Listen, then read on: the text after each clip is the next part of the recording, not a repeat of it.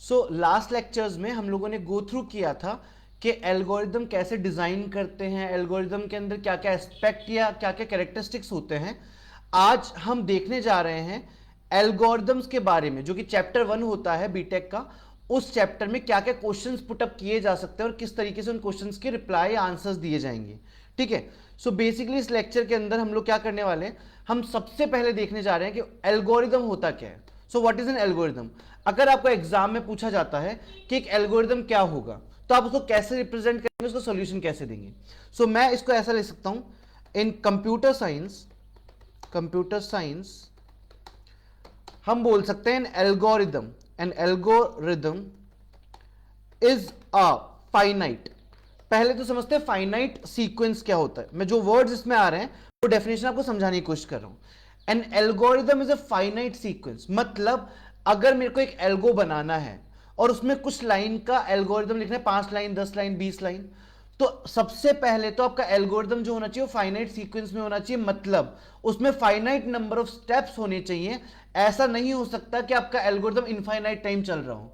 तो first point जो है एल्गोरिदम की डेफिनेशन में वो ये है कि आपके एल्गोरिदम में फाइनाइट नंबर ऑफ सीक्वेंसेस या फाइनाइट नंबर ऑफ स्टेप्स होने चाहिए, जो कि क्या हो, ऑफ वेल डिफाइंड, जो कि हो वेल डिफाइंड, मतलब जिनका मीनिंग और जिनके डेफिनेशंस बहुत क्लियर कट लिखी हो।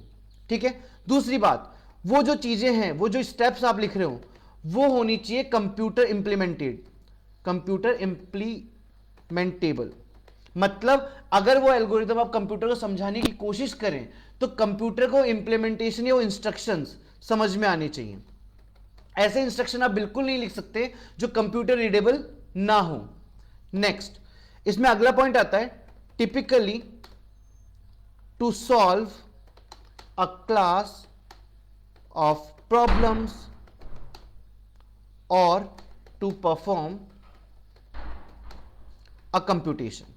सही, तो इसका मतलब क्या हुआ कि हम जो भी एल्गोरिदम लिख रहे हैं वो फाइनाइट नंबर ऑफ स्टेप्स में बनेगा, वो वेल डिफाइंड होगा।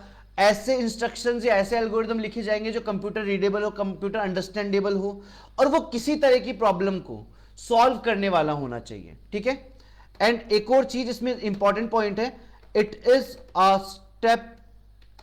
Step by step process. मतलब जो भी आप एल्गोरिदम लिख रहे हैं वो एल्गोरिदम स्टेप बाय स्टेप लिखा होना चाहिए। मतलब हमेशा फर्स्ट स्टेप के बाद सेकंड, सेकंड के बाद थर्ड, थर्ड के बाद फोर्थ आना चाहिए।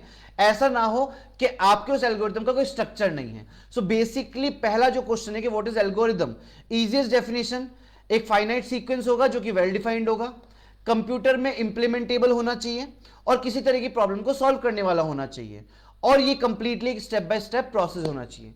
तो हमारे पहले क्वेश्चन का आंसर ये है कि एक एल्गोरिदम होता क्या है। अगर हम बोले इसी को, अगर हमको एक बड़े सॉल्यूशन पे लिख लिए, मान लीजिए ये क्वेश्चन जो है वो 2 नंबर 5 नंबर बड़े क्वेश्चंस में आता है, तो और क्या इसमें हम लिख सकते हैं। तो अगला जो पॉइंट हम इसमें बना सकते हैं वो पॉइंट हम ऐसा लिख सकते हैं कि एल्गोज आर अनएम्बिगस। तो यहां पे हम लिख देते हैं अनएम्बिगस होगा ये, और अनएम्बिगस का मतलब होता है कि बेसिकली जो भी एल्गोरिदम आप लिखें उसके कुछ ज्यादा मीनिंग नहीं निकलने चाहिए। जैसे कि एक बेस्ट एग्जांपल अगर हम बोलें, तो अगर हम बोलते हैं कि हम ऐसा एक एग्जांपल हम ले लेते हैं कि हमने बोला यार कि मेरा दिमाग खराब हो गया, तो एग्जैक्टली इस लाइन को अगर बोला जाए तो एज ए ह्यूमन हम ये समझ सकते हैं कि मेरा मूड ऑफ है, या मैं स्ट्रेस में हूं, मैं फ्रस्ट्रेटेड हूं, मैं इरिटेड हूं। बट अगर ऐसी एक लाइन को लिखा जाए कंप्यूटर के लिए, तो कंप्यूटर को क्या समझ में आएगा, उसके पास सेंसेस नहीं है, उसको यह समझ में आएगा कि ब्रेन नाम का एक फिजिकल एलिमेंट है जो खराब हो चुका है। परफेक्ट, तो कुछ भी चीज आप लिखें वो कंप्यूटर सेंसेबल होनी चाहिए। परफेक्ट। दूसरी बात, इसमें आप क्या लिख सकते हैं, परफॉर्मिंग कैलकुलेशंस। जो भी आप एल्गोरिदम लिखें वो एल्गोरिदम प्रॉपर कैलकुलेशन परफॉर्म करना चाहिए। दूसरी बात, वो डेटा प्रोसेसिंग होनी चाहिए, मतलब उसमें आप कोई भी डेटा अगर इनपुट दे या आउटपुट दे तो वो उस पर भी काम करना चाहिए। अगला, ऑटोमेटेड रीजनिंग, मतलब अगर आप उसको एक पर्पस से लिख रहे हैं, एक पर्पस से बना रहे हैं, तो वो पर्पस फुलफिल होना चाहिए, वो आउटपुट वो जनरेट करना चाहिए, और वो परफॉर्म करना चाहिए टास्क। जो भी टास्क परफॉर्म करवाने के लिए आप उसको बना रहे हैं वो टास्क उसमें परफॉर्म होना चाहिए। नेक्स्ट स्टेप जो हम लिख सकते हैं एल्गोरिदम के बारे में वो है विल एक्सेप्ट 0 और मोर इनपुट्स। एटलीस्ट हम जो भी एल्गोरिदम बना रहे हैं वो एल्गोरिदम 0 या 0 से ज्यादा इनपुट परफॉर्म करना चाहिए। एंड हम एक और चीज लिख सकते हैं बट जनरेट एटलीस्ट 1 आउटपुट। हो सकता है प्रोग्राम में इनपुट ना लिया जाए या एक से ज्यादा इनपुट लिया जाए या कोई इनपुट हो भी ना, बट वो जो एल्गोरिदम है वो कोई ना कोई आउटपुट जनरेट करना चाहिए। ठीक है, सो बेसिकली ये जो हमारा क्वेश्चन था एल्गोरिदम के बारे में वो हमने एक बार समझ लिया है कि बेसिकली वेल डिफाइंड होना चाहिए, फाइनाइट सीक्वेंस होना चाहिए, कंप्यूटर इंप्लीमेंटेबल होना चाहिए, प्रॉब्लम सॉल्विंग होनी चाहिए उसके पास, वो अनएम्बिगुअस होना चाहिए, कैलकुलेशन परफॉर्म करना चाहिए, डेटा प्रोसेस करना चाहिए, उसमें इनपुट्स हो या ना हो बट एटलीस्ट वो एक आउटपुट जनरेट करे। परफेक्ट। नाउ हम आते हैं हमारे सेकंड क्वेश्चन पे जिसका नाम है प्रॉपर्टीज ऑफ एल्गोरिदम, कि एक एल्गोरिदम के पास क्या क्या प्रॉपर्टीज होनी चाहिए। तो पहली जो प्रॉपर्टी आती है एल्गोरिथम के पास वो है should terminate in finite time. जो भी आपका एल्गोरिथम है वो फाइनाइट स्टेप्स और फाइनाइट टाइम में एग्जीक्यूट होना चाहिए। ऐसा नहीं होना चाहिए कि एक एल्गोरिथम हमने चालू किया, हमें पता ही नहीं उसमें कितने नंबर ऑफ स्टेप्स लिखे गए हैं, और ना ही ऐसा हो कि वो चले जा रहा है वो एल्गोरिथम कभी एंड ही नहीं हो रहा है। तो जो भी एल्गोरिथम आप बनाएं वो algorithm finite number of steps में और फाइनाइट नंबर ऑफ टाइम में एग्जीक्यूटेबल होना चाहिए। दूसरा जो कि हमने ऑलरेडी डिस्कस कर दिया है कि वो अनएम्बिगस होना चाहिए, उसका जो डेफिनेशन है वो क्लियर होनी चाहिए। अगली प्रॉपर्टी जो मैं आपको बताया कि इनपुट जो है वो बेसिकली 0 हो सकते हैं और मोर हो सकते हैं बट आउटपुट एटलीस्ट 1 होना चाहिए, एटलीस्ट 1 होना चाहिए। ठीक है, अगला जो है वो बता देता हूं every instruction in algo should be effective. मतलब जो भी स्टेप आप लिख रहे हैं वो पर्पसफुल होना चाहिए। किसी भी एल्गोरिदम ऐसा कोई स्टेप नहीं होना चाहिए जिसका लिखने का कोई पर्पस ना हो। तो हर स्टेप जो आपने लिखा है एल्गोरिदम में वो इफेक्टिव होना चाहिए। लास्ट जो प्रॉपर्टी होती है that is it should be deterministic.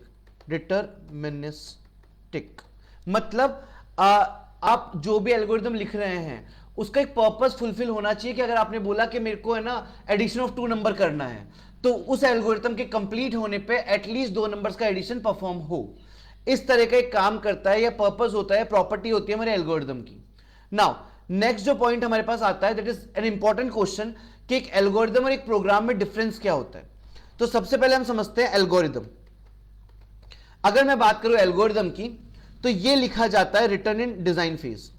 Return in design phase मतलब जब हम एक प्रोजेक्ट को, एक सॉफ्टवेयर को, एक प्लेटफॉर्म को डिजाइन करते हैं तो सबसे पहले डिजाइनिंग के टाइम पे एल्गोरिथम बनाया जाता है। दूसरी बात नीड्स डोमेन नॉलेज। जो भी एल्गोरिथम आप बना रहे हैं, मान लीजिए अगर आप बोल रहे हैं कि मेरे को एडिशन ऑफ 2 नंबर का एक एल्गोरिथम बनाना है तो आपको एटलीस्ट उसके बारे में नॉलेज होनी चाहिए कि उसमें फॉर्मुलेशंस क्या लेने हैं या आपको क्या वैल्यूज लेनी है, वो आपको उस डोमेन की नॉलेज होनी चाहिए। अगला जो होता है वो होता है can be written in any language. आप इसको किसी भी भाषा में या किसी भी भाषा का प्रयोग करके लिख सकते हैं, that is English, Hindi, what ever language you understand, आप उस लैंग्वेज में उसको लिख सकते हैं। अगला it is independent of hardware and software. इस एल्गोरिथम को लिखने के लिए ना तो आपको किसी हार्डवेयर की डिपेंडेंसी होती है ना किसी सॉफ्टवेयर की डिपेंडेंसी होती है।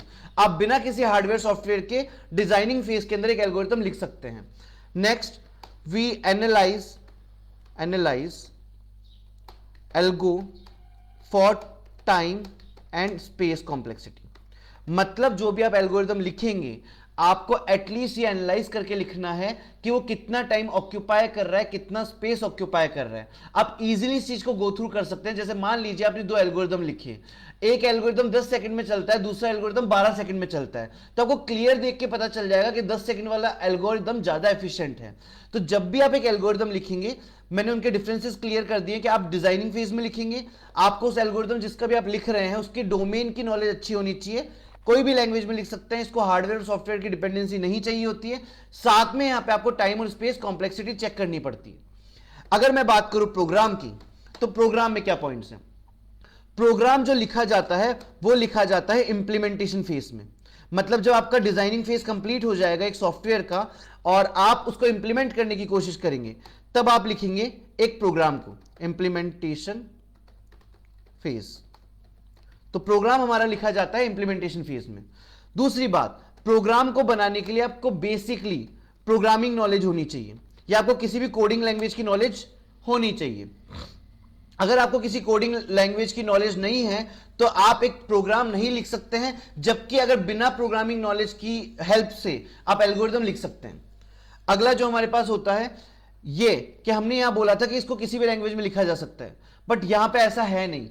यहां पे अगर आप बोल रहे हो कि मेरे को बेसिकली एक एल्गोरिथम लिखना है या एक प्रोग्राम लिखना है, तो उसके लिए आपको एक प्रोग्रामिंग लैंग्वेज आनी चाहिए। तो आप ये बोल सकते हो एटलीस्ट वन प्रोग्रामिंग लैंग्वेज। तो आपको उसके लिए एक अच्छी प्रोग्रामिंग लैंग्वेज आनी चाहिए। नेक्स्ट जो आपका है कि ये हार्डवेयर सॉफ्टवेयर डिपेंडेंट नहीं होता है, बट जबकि प्रोग्राम आप लिखते हो तो वो टोटली डिपेंड करता है, depend on hardware and software. मतलब हर एक प्रोग्रामिंग लैंग्वेज जो है वो एक अलग सॉफ्टवेयर पर रन होती है और उसको एक अलग लेवल ऑफ हार्डवेयर रिक्वायरमेंट होती है। और दूसरी बात, यहां पे जैसे हम एल्गोरिथम में टाइम और स्पेस चेक करते थे कि टाइम कितना कंज्यूम हो रहा है, स्पेस कितना कंज्यूम हो रहा है, यहां प्रोग्राम के अंदर वी टेस्ट इट, हम प्रोग्राम को टेस्ट करते हैं किस पर्पस के लिए? For fault and errors. So basically जो हमारा प्रोग्राम है वो चेक होता है किसके लिए? फॉल्ट और एरर, जबकि हम एल्गोरिथम में सिर्फ टाइम और स्पेस को चेक करते हैं। तो आई होप आपको तीनों क्वेश्चंस के सॉल्यूशंस मिल गए होंगे कि एक एल्गोरिथम क्या होता है, एल्गोरिथम की प्रॉपर्टीज क्या होती है, और एल्गो और प्रोग्राम के बीच में बेसिक डिफरेंसेस क्या होते हैं। Thank you so much for this lecture.